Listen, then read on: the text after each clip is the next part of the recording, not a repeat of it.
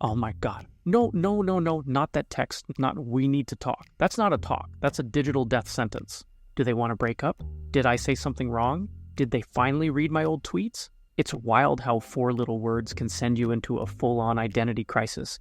We need to talk. That's it. That's all it takes. And suddenly you're questioning everything. Your last conversation, your tone, your use of emojis, your entire existence. You don't even know what the talk is about yet, but you've already mentally rehearsed every possible outcome, drafted 3 apology texts, and picked out your post-breakup playlist. Meanwhile, they might just want to ask if you're free Friday. But nope, your brain's already convinced you're getting dumped, ghosted, or canceled. All over one text. Don't lie, you've been here. You've gotten a text, something simple like, we need to talk, and your brain instantly launches into full-blown panic mode. 1 second you're minding your business, eating chips and being emotionally stable, or at least pretending to be, and the next, you're drafting a mental list of everything you've ever said, done, or even thought that could have triggered this. Your stomach drops, your heart starts racing, and suddenly you're preparing for an emotional apocalypse. And the worst part? You know it's dumb. You know you're spiraling, but you can't stop.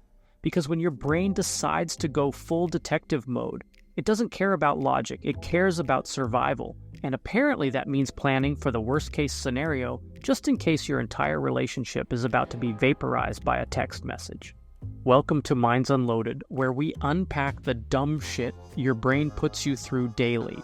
No filters, no fluff, just brutally relatable chaos. So yeah, let's talk about why overthinking one message can feel like a full-on emotional hostage situation. You stare at the message, we need to talk, and logically, you know it could mean anything. Maybe they just want to, actually talk like a normal functioning human being. But your brain? Oh no, your brain doesn't do logic. It immediately hits panic mode like it just got a threat from the FBI. You reread the text 5 times like it's going to decode itself. Why did they say need? Why not just let's talk? And why no emoji? Why no period? What are they hiding? Now you're deep in over-analysis mode. You're dissecting the tone, the punctuation, or lack of it, and questioning whether we need to talk is passive-aggressive, emotionally distant, or just straight-up ominous. You convince yourself this is the beginning of the end. You don't have facts, you don't have context, but you do have anxiety, and that's basically the same thing. Then comes the reply drafting phase. You type out, sure, what's up? Pause, delete, then, yeah, no problem. Too soft. You go through 47 different versions, trying to find that perfect blend of chill but not distant, friendly but not needy, emotionally mature but not trying too hard. You add an emoji, remove the emoji, add a second emoji, panic that you're coming off unhinged, delete everything, and start again. At this point, you've spent more time crafting this one reply than you did writing your entire resume, and somehow, you still haven't sent it.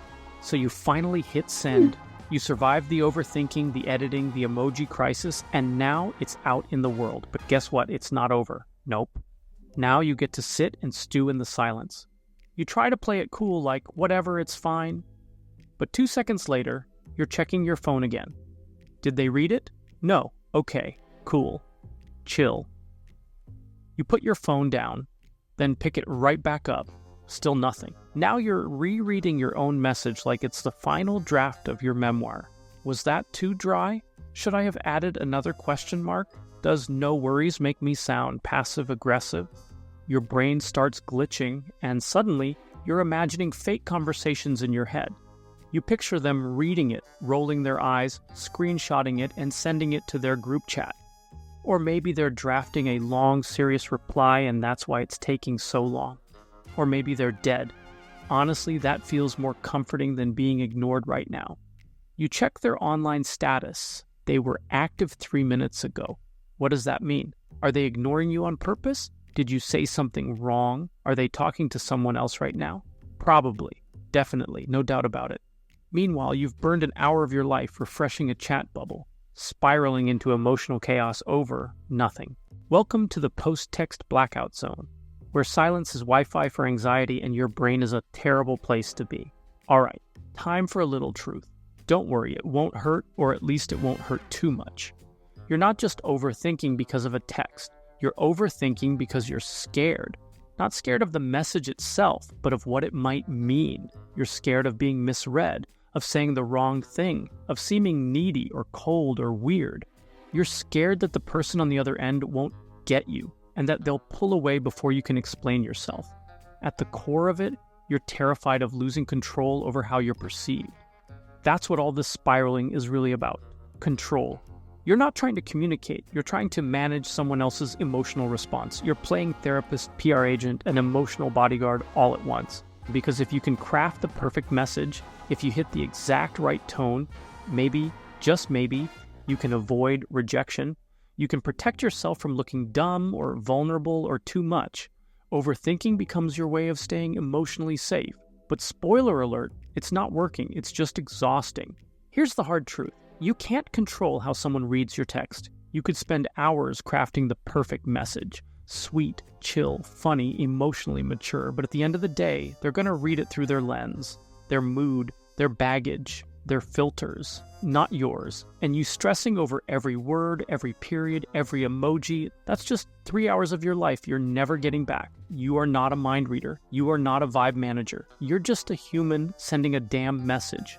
So what if it's not perfect? What if you don't nail the tone? What if they do misread it? That's on them, not you. You are allowed to be a little awkward.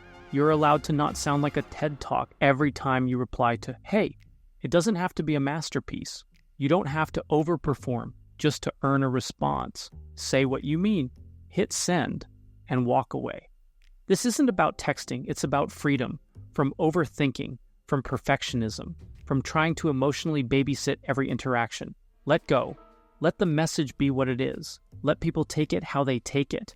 And let yourself live a little instead of wasting your mental energy trying to manage a fictional outcome. So yeah, all that spiraling over, we need to talk. Let's just call it what it is. Mental torture we do to ourselves for no real reason. You read the message, freak out, draft a novel, question your entire personality, stalk their last online activity, and end up curled in a ball wondering if your haha was too aggressive. It's exhausting, but also, it's optional. Next time your brain starts spiraling over 4 little words, just remember, you're not a mind reader. You're not a therapist. And no, you don't need to add another emoji to seem chill. You're allowed to just be a person, messy, human, and not in charge of how someone else feels about a text you sent while half distracted and over-caffeinated. So do yourself a favor, send the message, and then move on with life. And hey, drop the dumbest text message you've ever overthought in the comments. No shame, just solidarity. And if your brain's constantly gaslighting you like a chaotic ex, hit that subscribe button. You belong here.